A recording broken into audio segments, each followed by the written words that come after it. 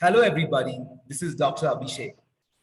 And today I want to discuss with you all about the so called superstitions that we have been following. Are they actually superstitions or is there a scientific reason behind it? Okay, superstition number one. Okay, you might call it superstition, you might call it myth, but whatever it is. When you go in for a wedding, especially in the southern part of the country, you kind of when you're gifting them, when you're giving any sort of cash price to them, you end up giving amounts like 1,001, 10,001. Why do you add that 1 rupee? A lot of people, say it's the tradition, you have to do that, you just can't give them, whole numbers. But the actual reason behind it those days is that um, when you give a number, a number like 1,001 or 101, it's not divisible, which means that the couple cannot share it equally, which means that this amount belongs to both of them. So just to ensure their unity is kept intact, back then they had those strengths of giving 1,101.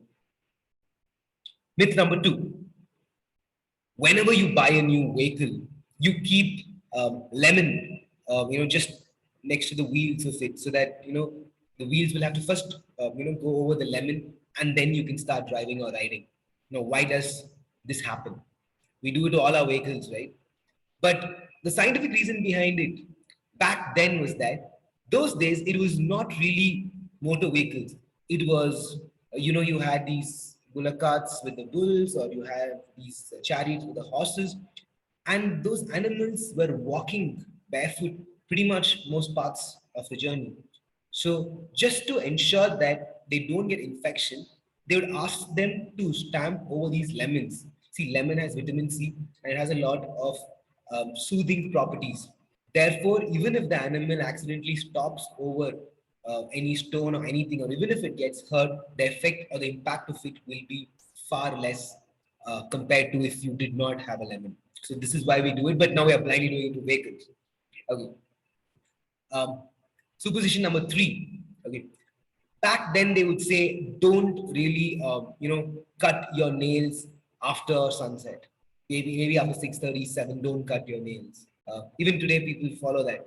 The reason for this is, again, back then there was no electricity, there was no light, so you would use fire, you would use candles, you'd use various light sources, and you didn't even have a nail cutter, so you would use sharp objects like a knife. Now, it was very easy for you to cut your skin and for you to start bleeding if you did it, lesser visibility as it was in the night. So that's why they said do not really cut your nails after sunset. But today, again, that's a myth that's carried on. The next myth is if you see a black cat or if you see a cat, don't cross way. Now, again, back then, we were living amongst animals, nature. So it is possible that you did come across a wild cat. Could be any form of a wild cat. So that is why they would back then say that wait, take a minute, find out what has happened, then move on. Give that time. Otherwise, it was you would confront the animal. That is why. But today, again, a home cat or domestic cat, we still follow it. So these are some of the superstitions that I thought I will highlight. There are many more, but I just for today's video, I thought this is it. So there are several superstitions. It's up to us on whether we try to reason out with a scientific reason and then do it, or blindly do it, or blindly reject it. But my suggestion to you all is, if you feel if you have the interest to find out, it's always interesting to research about it and then follow your superstitions. Thank you very much.